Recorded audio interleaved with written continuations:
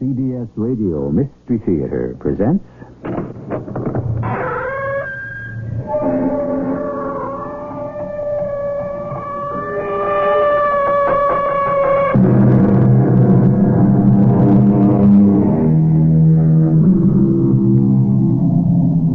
Come in. Welcome. I'm E.G. Marshall.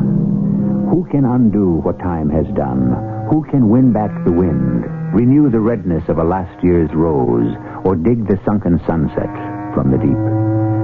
Time has an inexorable way of going on, no matter how hard we may try to stop it. And it keeps on unwinding at its own relentless pace, no matter how much we may wish it were yesterday or tomorrow. When can I get out of this hospital, Doctor? Soon, maybe.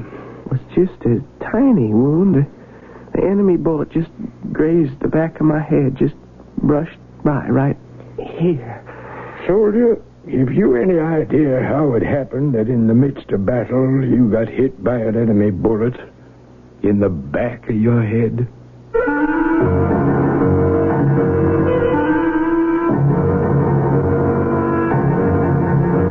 Our mystery drama, A Long Way From Home, is based on a classic short story of Ambrose Bierce. It was especially adapted for the Mystery Theater by Arnold Moss and stars Russell Horton. It is sponsored in part by Contact, the 12-hour cold capsule, and True Value hardware stores. I'll be back shortly with Act One.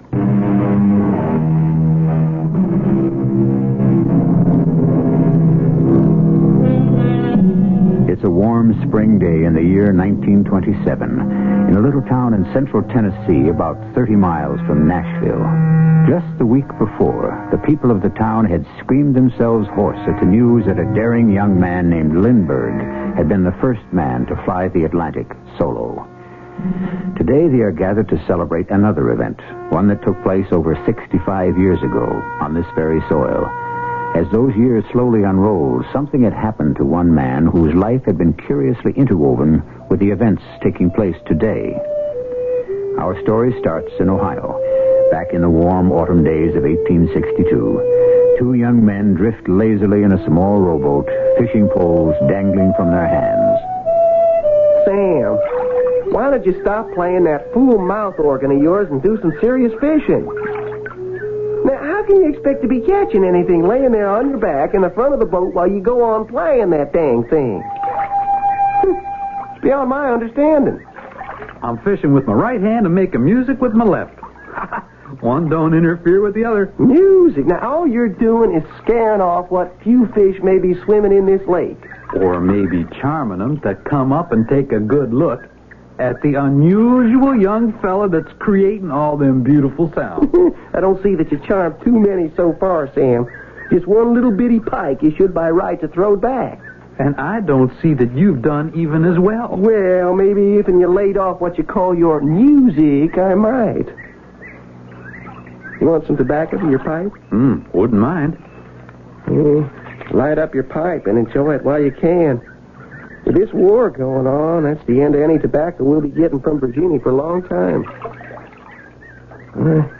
This war, it's been going on for over a year now. We got to get into it, Sam. You know that. Yeah, I've been thinking the same. We're almost old enough. Anyway, we look old enough. We're healthy enough, and old Abe Lincoln says he needs us. Yeah, he's still putting out his call for volunteers. I've been thinking of the Ohio 41st. Me too. I was thinking of going down to the recruiting place tomorrow morning to enlist. Funny. So was I. Well, we could lie a little about our age. Hey, we'll go together. It ain't as if it... Hey, Sam, wait a minute. Now, hold everything. I think I hooked onto the biggest darn fish in the whole state of Ohio. Oh, well, hold on to it. What in tarnation have I got at the end of this pole? It's bending almost in half. Well, whatever it is, it's going to bust your line. Ooh, and my pole, too. It don't seem to be jerking around, does it? Dang thing just pulls steady like some big old whale. Maybe you're hooked onto some big old log. Now, it ain't funny, Sam. This ain't no log. Oh, wait. It's coming. It's coming. Now, you get ready. When I get to the surface, Just you catch it with your knife. Unhook the blade. I'm ready. Now, once it's in the boat, whack it over the head with... Here it comes, Sam. Here it comes. Woo-wee. Look at them air bubbles rising out of the water. You ready? I'm ready. Here we go. No. Good Lord in heaven, no. You see what that is, Sam? Yeah, I see. It's the body of a soldier. An infantryman. And he's one of ours. Cut the line, Sam. I'll try. I'll try. Now, cut it, Sam. Will you please cut it? I'm doing my best. It's just that I feel a little sick. There. You did it, Sam. See the body sinking to the bottom again. How do you suppose it ever got here? I don't know. From his looks, I'd say he'd been dead a long time. His face was all puffed up and bloated like. Yeah. Well, we better get back. More than enough fishing for one day. Pull into your line, Sam, and start rowing. And tomorrow morning, we go to the recruiting office to volunteer as soldiers. After what we just seen... Yes? Maybe, we ought to give the whole thing a little more thought. We made it. They took us. We are now soldiers of the great army of the United States. Report back here in 24 hours. It's what the man said. I can't wait to get into one of them fine blue uniforms with that dandy little cap. Oh, then they're going to issue us rifles. And take us on a long train ride south. Hey, that's the best part, I heard. Best part? The train. It stops at every station on the way to wherever we're going. One of the fellows told me. Why is that the best part? Every time it stops, they feed you. Bread and cold meat, coffee, pickles, cheese, and pretty girls with pink cheeks and shining eyes. They smile at you. Sometimes they come right up to you and even kiss you. Ooh, yes, sirree. We're going to be treated like real heroes. What's this fella like? The one we'll be serving under, this Colonel Hazen. You hear anything about him? Well, only that he commands the 41st Ohio Volunteers and fought the Indians in the West. A young feller. Oh, did real good, they say, at the Battle of Pittsburgh Landing. Reckon we're filling in for some of his troops. The ones that didn't make it back. I reckon so. Say, what's wrong with you? Nothing. Well, you're acting real glum. Like you wasn't so pleased about being accepted. No, I'm glad we done what we done. You still got the body of that soldier we fished up yesterday on your mind, ain't you? No, I ain't. Hey, it could happen to anybody. Me, you. But then again, the fella running next to you could drop with a couple of ounces of lead in his belly and nothing ever touch you. Once we actually get into battle, what do you think it'll be like, Sam? Hard to say. Think you'll be scared? Coming under enemy fire? Hard to say. Maybe. Well, then what? Well, seems like I'd have one of three choices. I either go forward without being touched, or I get hit in a fall, Or what? Nah, I don't think I could ever do that. Do what, Sam? Turn around and run. Run in the wrong direction. No, I just couldn't do that. How do you know you couldn't, Sam? How can you be sure?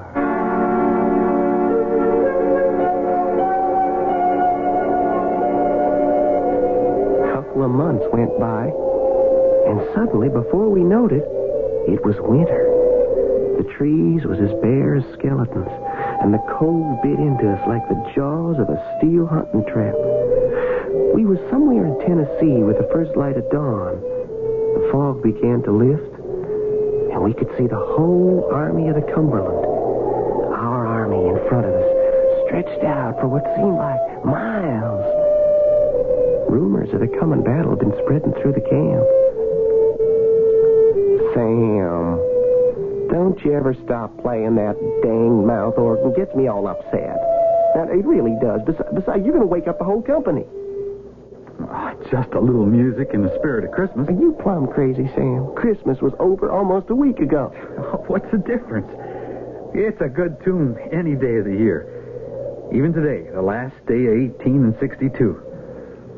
December 31st. Say, you sleep any last night? Not much. You? Me neither. Too excited, I reckon, about what could happen today. You know something, Sam? Laying down there in the grass, the night was so still, I could hear my heart a-beating.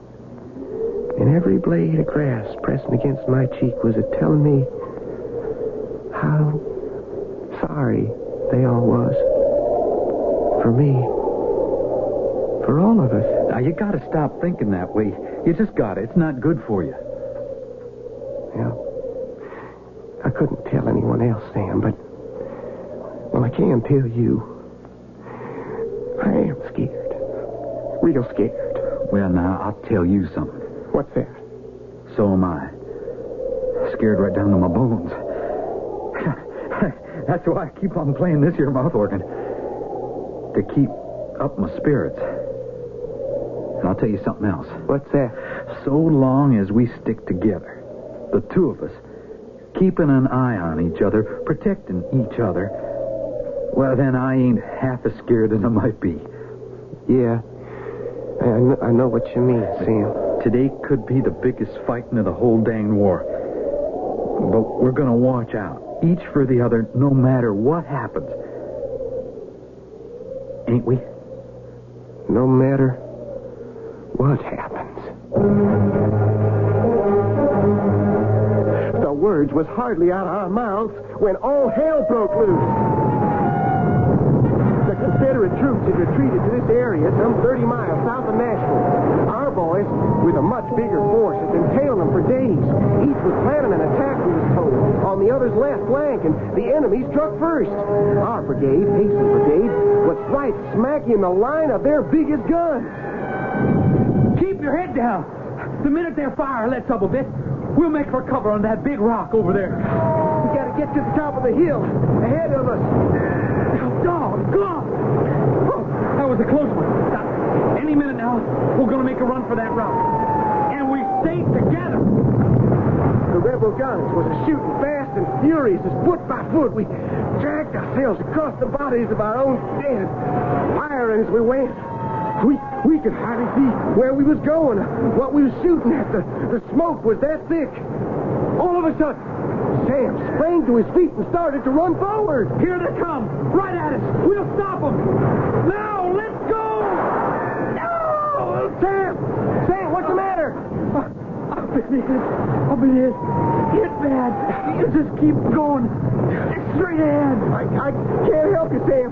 There's nothing I can do to help. I know that. What's the matter with you? Where are you going? I'm going this way. But the enemy's over there. Ahead of us. You're running the wrong way. The wrong way.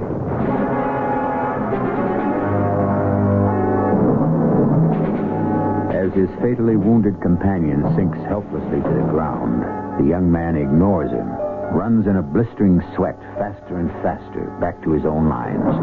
His eyeballs cracked like two hot stones. His lungs choked with the suffocating smoke of battle. How far can he go?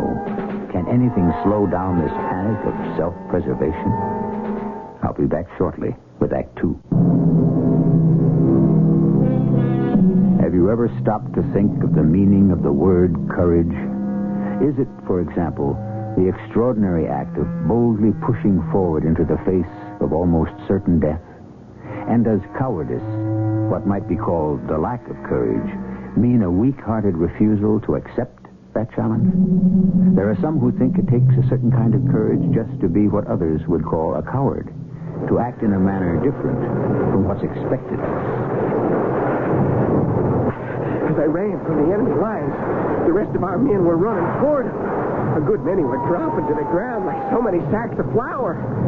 arms still moving, twisted in funny positions like they was dumped out of the sky. It was all I could do, not to step on them. The more I ran, the more the shells kept whirling around me, exploding all over the place. Every little lead ball was searching for me, a ball of death with my name on it. And I thought of Sam laying out there, bleeding his life away. And I got mad at myself. Not because I was running away, but because I'd done nothing to help Sam. I begun to laugh. Why? I don't know, except maybe I was glad it was Sam's inside spilling over the Tennessee soil and not mine.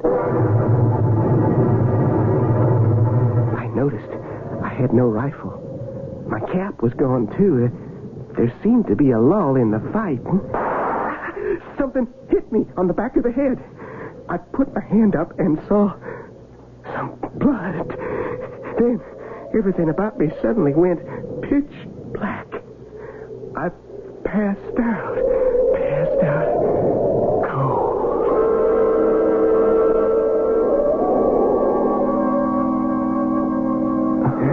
Hold still, young fella.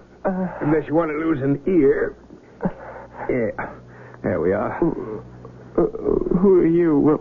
What's going on here? The wound's beginning to close. The opening is healing very nicely. Well, where am I? Who are you? Major Armistead, surgeon, U.S. Army, in charge of this section. What section? Of this base hospital. Army hospital? You're a very lucky young man. If that bullet had hit half an inch to the left or to the right, you wouldn't be here. What bullet, Major? The one that you got in the head during the fighting.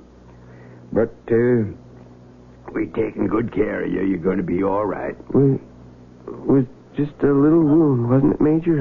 I didn't feel no pain, just a little buzzing noise. Now, you get some rest, son. But I gotta get back as soon as I can. Of course, I understand. I gotta get back to my company. Mostly, I gotta see what happened to Sam. Sam? My best friend, he got hit real bad, I think. Well, you just lay back and take it easy. I'm going to ask you a couple of questions for the record. Yes, sir, Major. What company are you attached to? Company? Company. Mm-hmm. Oh. Mm-hmm. What's your name, son? My name is... Your name? What do your friends call you? What does Sam call you? I can't remember. We try real hard. I can't remember. I see. When can I get out of this here hospital, Major? Soon. Maybe. How soon? Can't quite say. Well, not yet. A bullet just grazed the back of my head. Just brushed by right here. Keep your hand away from your head. Don't put your fingers on that bandage. One last question, soldier. And try to remember. Yes, sir?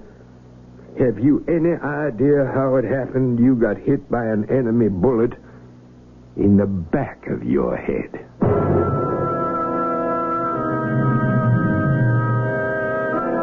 The next I remember, I was standing on a low hill overlooking a wide stretch of forest and field. I had no idea how much time had gone by. It was a warm summer night. By the full moon hanging low in the west, I knowed it was near the hour of dawn. A light mist lay along the earth. Nowhere could I see any sign of life, except for 2 or 3 little cabins in the distance, and the sound of dogs barking far off somewhere. I felt strange and a little lonely. Suddenly, a light blinked on in one of the cabins. I made my way toward it and knocked on the door. Open the door, please. I mean no harm. Who are you? What do you want? Just some information. Please open the door. Hush up, you two. Quiet. Well, what can I do for you? Just a couple of questions. Questions? At this time of the morning, what's the matter with you, mister? Well, excuse me if I woke you up. You ain't said what you wanted. Now make it quick, and better not try no funny business, else my two dogs will rip you to pieces. Well, you see, I'm a soldier. Soldier? Yeah, serving under Colonel Hazen in the Federal Army, the Army of the United States. Well, you sure don't look like no soldier to me. Where's your uniform? Well, that's just it. In the middle of all that fighting, it got ripped up, muddied up, and they took it from me. They took it. Who you talking about? Who is they? Well, those people up at the hospital. Oh, that's where you from. What you want to know? What's been happening? Happening? Like what? Well, where are the armies? Which side won? Which armies you talking about? Ours and theirs. I gotta know which side won. Besides, if they catch me out of uniform, they could hang me, thinking I was a spy. But when they see this bandage on my head... What bandage? Then they'll know I ain't a spy. They'll know I've been discharged from up there. Now, you look here. You woke me up. I got work to do. I can't stand here all morning talking to the likes of you. Well, then can I talk to your master? My master? The man who owns this farm, this plantation, whatever it is. But I ain't got no master. Oh, you one of the lucky ones? You already been freed? Look, I'm going to have to shut this door, mister. If only I could find my regiment. If I only knew where I was. Sorry, mister, I can't help you. But I will tell you one thing. What's that? The hospital's up that way. You better turn around and get back up there by yourself. Before you know it, they're going to come after you and put you there. There was no sense asking any more questions of an ignorant old woman anybody could see wasn't quite right in the head. I got back on the road and started walking again. A faint gray light was coming up on the horizon. Then, like he come from nowhere... Good morning, sir. Huh? Oh, good morning. I salute you, sir. Well, why do you do that? Oh, excuse me. Sitting up there on your horse, I thought you were a cavalry officer. Cavalry officer? No, I'm still in Moulton. Doctor's still in Moulton. I'm a physician. Been up all night with a very sick patient way back in the hills. That's why I took the horse. Haven't I seen you someplace before? Oh, I don't reckon so. I'm a soldier, Ohio 41st, Colonel Hazen's Brigade, Army of the United States. Oh, that's why I saluted you. I took you for one of our officers. I see. Would you happen to know which side won? Ours or theirs? Or would you mind if I asked you a question? Oh, no, sir, not at all. Why do you keep putting your hand up to the back of your head? Oh, I was wounded in the battle. Nothing very serious, just a glancing blow from a bullet. No blood, no pain. I got separated from my friend, Sam. Quick, doctor. Get behind this clump of cedar trees, quick. What's wrong? Don't stop to ask questions, and don't talk. They won't see us from behind these trees. Well, what are you staring at? My, oh, my. Just look at them. Why, there must be hundreds and hundreds of them. How far off would you say they are? 50 yards from where we're standing? 100? Just look at them horsemen coming along, riding in formation toward the north. And behind them, all them foot soldiers marching slowly in column, their rifles aslant on their shoulders, gleaming in the morning sun. And look there, follow them.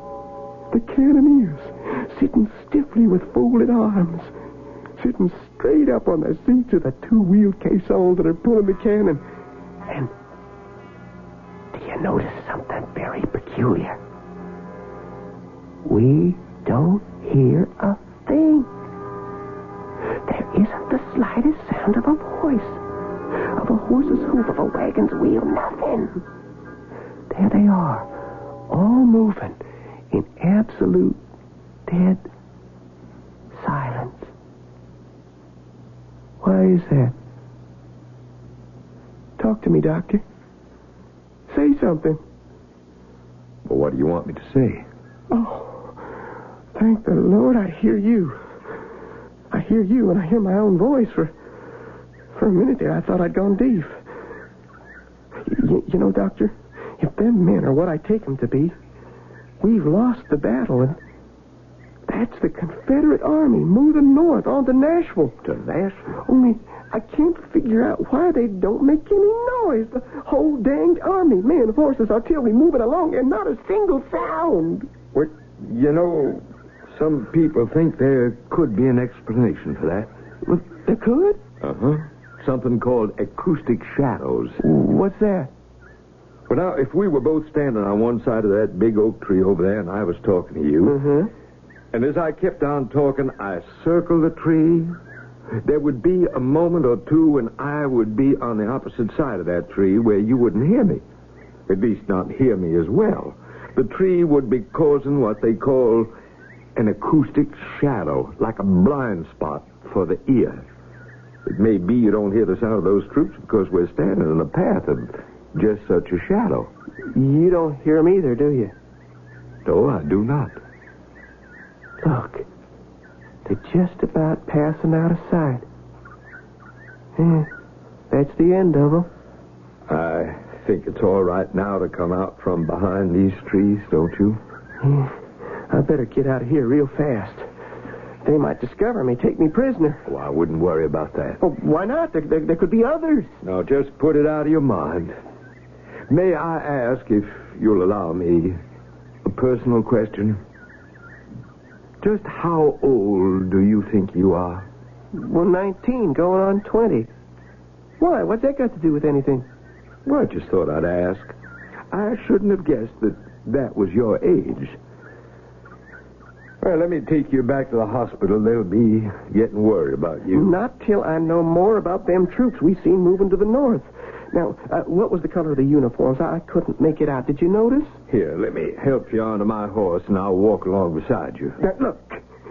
Was they wearing blue or was they wearing gray? Tell me. You gotta tell me. First, you gotta take your hands off of me. Yeah, that's better. Was they wearing blue or gray? You're gonna have to face the truth. They were wearing neither blue nor gray. Well, what are you saying? Nor any other color. There were no troops. Not one single solitary soldier.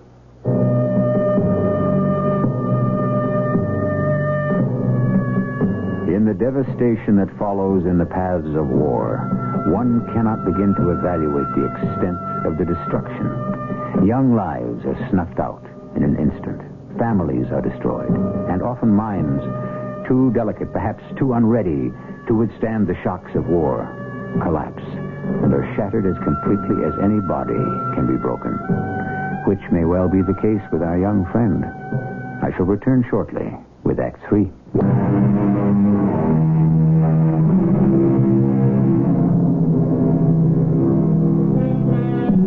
In the year 1862, a young man and his friend enlist as volunteers on the side of the North in our country's most devastating Civil War.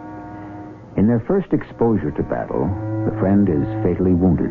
The young man runs away from the battlefield, receives a head wound for which he is treated at an army hospital. Sometime later, he finds himself wandering about the Tennessee countryside, trying to discover the whereabouts of his regiment. He meets a physician from whom he is trying to get this information. Let me take you back to the hospital.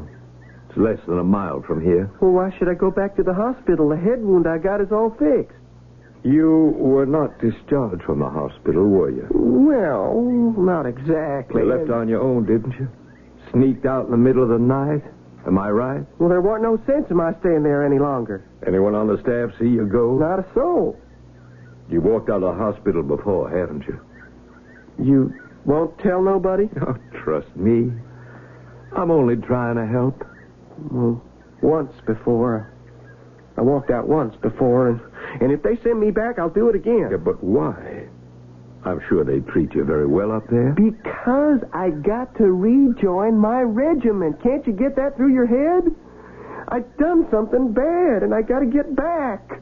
Most of all, I got to find Sam. Let me take you back to the hospital. Here, you get up on my horse. Get your hands off me. Now, don't you dare touch me. Now, come with me. We'll take good care of you. I got a good idea how you be taking care of me. You just better take care of yourself. Please. I don't even believe you're a doctor.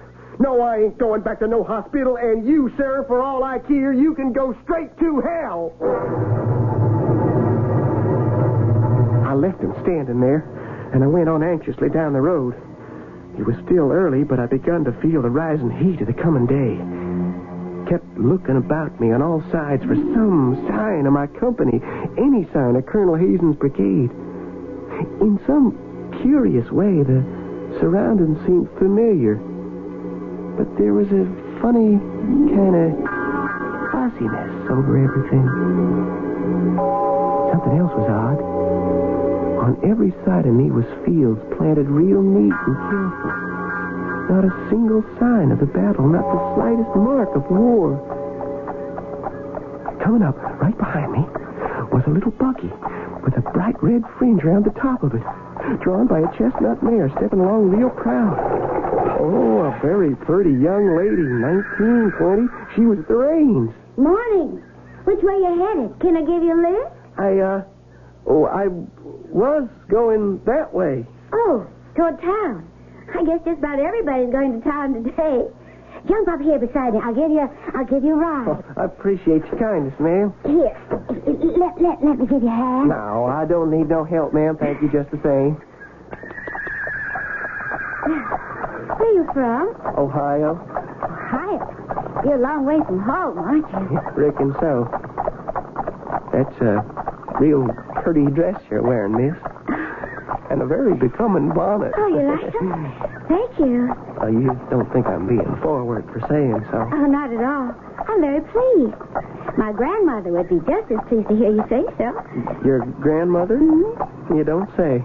This is her dress. Been in the attic for years. She let me wear it only because today is so special. Same with the buggy. Been in the family forever. My name's Mary Jo Campbell. Pleased to meet you. What's yours? May I ask you something, Miss Campbell? Well, certainly. Have you seen any of our troops around? Troops? Oh, you mean for the celebration? No, I mean soldiers, Union soldiers, Federal Army. Union soldiers? Well, you can tell me if you have. I'm doing my best to find them so I can rejoin them. Oh, you're from back there, aren't you? Back where? The hospital? Oh, I was for a short time. A little scratch of a wound back of my head, but they fixed it real good. Oh, they did? Well, here, I rubbed my hand over the back of my head real hard like this. Yeah. You see any blood on the palm of my hand? No, not a bit. Like I told you, it was nothing. What's that? What? That sounds like a troop of cavalry passing by. And that's the infantry. And the gun carriers of the artillery. And they are going north, headed for Nashville. Oh, that's the same army I saw back there. The silent ones, the ones I couldn't hear, only now I hear them, but I can't see them. Where are they? You see them, miss? No, I do not. But you did hear them, same as I did. What?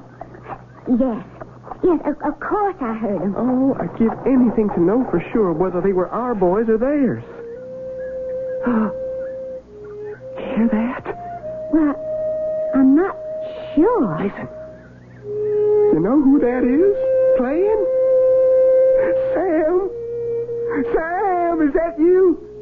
Where are you, Sam? Fishing with my right hand, making music with my left. Where are you, Sam? Toss me some of that Virginia tobacco, will you?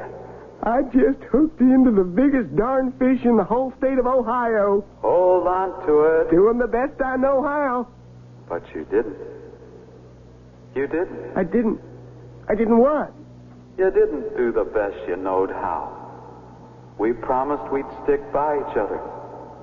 And you ran away. I didn't mean to, Sam. I didn't mean to. But you did. You left me there. And dozens of others. On the battlefield to die. You saved your own skin by running away. I was scared, Sam. Scared to death. We was all scared. I'm sorry, Sam. Real sorry. You gotta believe me. Sorry? Sorry? I can't hear what you're saying. I'm telling you, Sam. I'm telling you, I'm sorry. I'm sorry. Take it easy. Everything's going to be all right. Oh, that's you, miss. I'm still right beside you. Oh, I reckon I must have been shouting. I thought I was seeing an old friend of mine. Maybe it was only in my head. I hope you'll excuse me. Of course. I never do like passing through this part of the road, even in broad daylight. Oh, well, why's that? Well, I always get the creeps. A funny kind of cold chill every time I go by that old military cemetery. Oh, over there on the right. Cemetery? Oh, sure. Getting kind of warm, isn't it? Well, that's to be expected. Tennessee this time of the year. In December? January? It's May. The end of May. May? Yes. January, February, March, April. That would mean I was up in that hospital for 5 months. 5 months? What's that, miss? That's not in my head, is it? No, that's the Army Band. All the way down from Washington, D.C.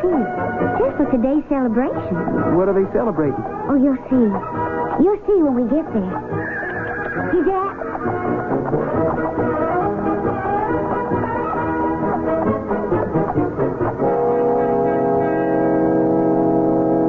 It is fitting and appropriate that today, of all days, we pause to pay tribute to the valiant men who gave their lives in the courageous defense of their country. Who is that man up there on the platform talking? That's the United States Senator. We can all be pleased, I know I am, that you good citizens have had the imagination to come here in the dress, in the costumes, with the horses and buggies of so many of our grandmothers and grandfathers. It adds the color of a joyous celebration to the solemnity of the day. What's he talking about? Costumes? Listen. But this is, after all, a day of dedication, of commemoration of the more than 20,000 soldiers of both sides, North and South, who gave the ultimate sacrifice, who spilled their life's blood here on these very sacred grounds. And so, in solemn memory of the gallant men who served on those 3 bloody days, December 31st, 1862, to January 2nd, 1863. I was there. I was one of them soldiers. He's talking. You must be quiet. By order of the Congress of the United States, I hereby dedicate these 345 acres as a national battlefield and a national cemetery.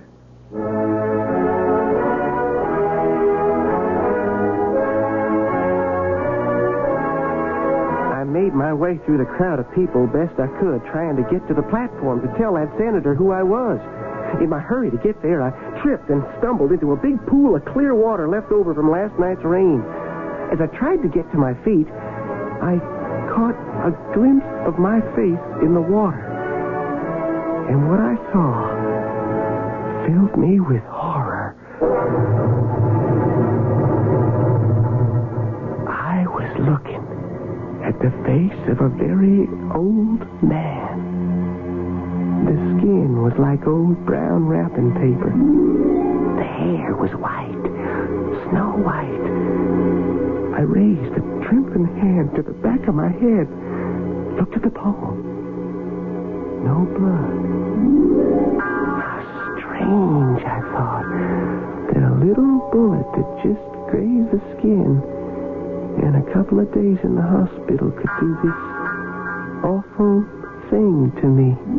Or could it be that I was in that hospital longer than I figured? Longer. Much longer. I feel so sorry for him, Doctor. All the other Civil War veterans are gone. So far as we know, he was the last of them. Do they have any idea at the hospital how old he was? Well, this is 1927. The battle was on New Year's Day, 1863. That's over 64 years ago. If he was, say, 20 at the time of the battle, that would have made him about 84, 85. Do the hospital records show the nature of his battle wound? Well, we dug up the old records from the first hospital. He was admitted New Year's Day, 1863. A bullet had gone into a delicate part of his brain, too dangerous to remove. And so he lived all those years, 65 of them, all at the hospital, with a Confederate bullet sitting right there in his brain. By the way, Doctor, who was he? What was his name? We'll never know. No record of any name. Whoever he was, he either couldn't or wouldn't tell.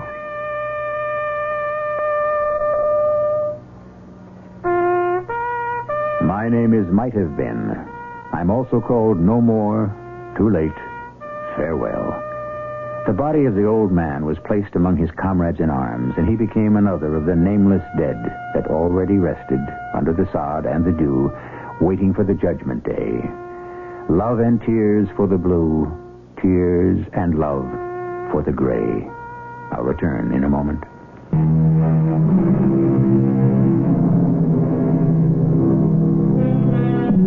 Today, in a little Tennessee town, the Stones River National Battlefield and Cemetery stands as a proud memorial to the more than 20,000 soldiers of both North and South who fell there on December 31st, 1862. The valiant soldiers of William B. Hazen's brigade are especially honored by a monument that was erected there in 1863 by the survivors of that brigade. And sleeping there peacefully among the over 2,500 unidentified dead may well be someone like the old man of the story you've been listening to. Who knows? Our cast included Russell Horton, Lloyd Batista, Evie Juster, and Arnold Moss. The entire production was under the direction of Himan Brown. This is E.G. Marshall inviting you to return to our Mystery Theater for another adventure in the macabre. Until next time, pleasant dreams.